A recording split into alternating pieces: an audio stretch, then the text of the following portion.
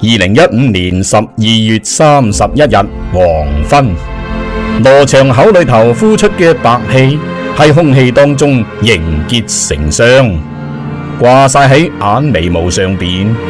佢嘅右手食指喺度抽筋，唔係因為冷，而係因為又麻又酸脹，辛苦到佢想流眼淚，就好似有無數針線穿住佢啲手指尖，帶住佢走向前邊嗰一碌高聳入雲嘅黑色石柱。羅場唔好過去，身後邊老陳把聲沙啞到好似兩張沙紙喺度摩擦。我睇見晒啦，全部都係血，仲有火。羅場擰轉頭望下，老陳係隊伍裏頭年紀最大嘅，有1/4嘅森林精靈血統，仲有一啲未卜先知嘅預言者基因。2013年2月10日，平紀集團新年晚宴，管理層俾團滅之前3日，老陳就發夢見到有血從升降機嘅門罅裏邊流出嚟，而家嗰種感覺比當時犀利1000倍啊！佢雙眼珠收縮到細過綠豆，黃色嘅眼球布滿晒血絲，雙手劇烈咁震下震下，想叫羅場翻轉頭。呢支12個人嘅隊伍，原來係艾羅蘭共和國阿爺企業平紀集團運輸隊嘅員工啊！嗰場團滅行動之後呢，佢哋俾打碎咗隻飯碗，同時失去咗對朝夕大陸嘅信任，因為冇人會願意嚟到封印區呢啲咁嘅鬼地方。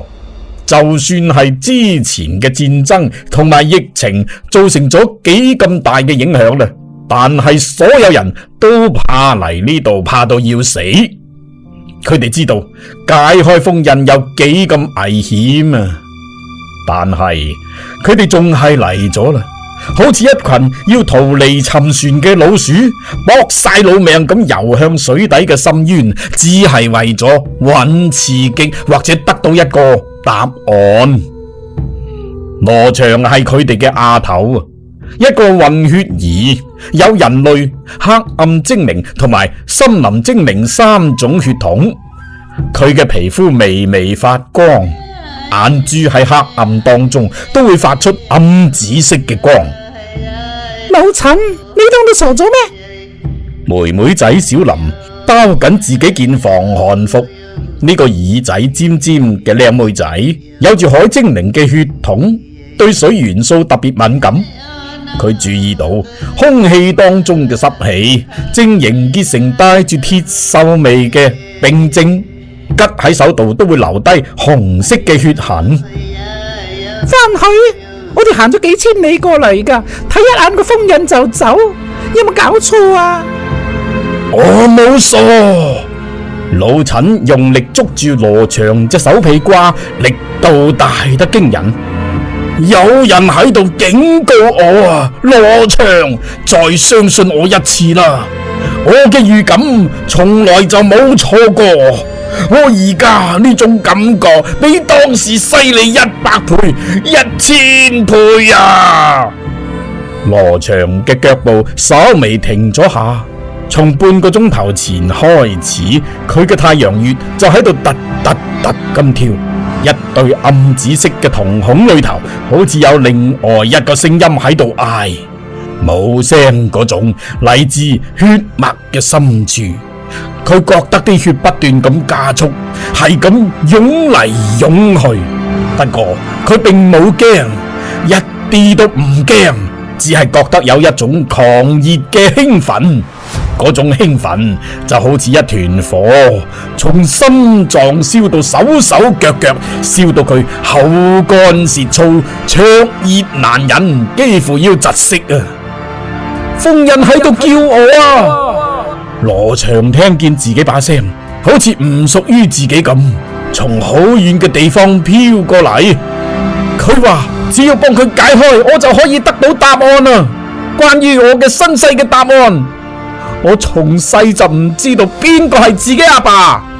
我係一個打亂種，點解我嘅血裏頭有3種味道㗎？瘋人話答案就喺裏邊。羅祥，你俾佢老點啦！老陳發晒癲咁搖佢個身，喺龍神同佢落嘅瘋人，去邊度揾條龍去話俾你知你嘅身世啊？佢係隻惡魔就真係北方嘅惡魔啊！但係羅祥已經聽唔見佢講乜嘢啦。嗰一股從血脈深處湧出嚟嘅引誘說話，好似一條捆仙索，轉住佢嘅神經，拉住佢行過去。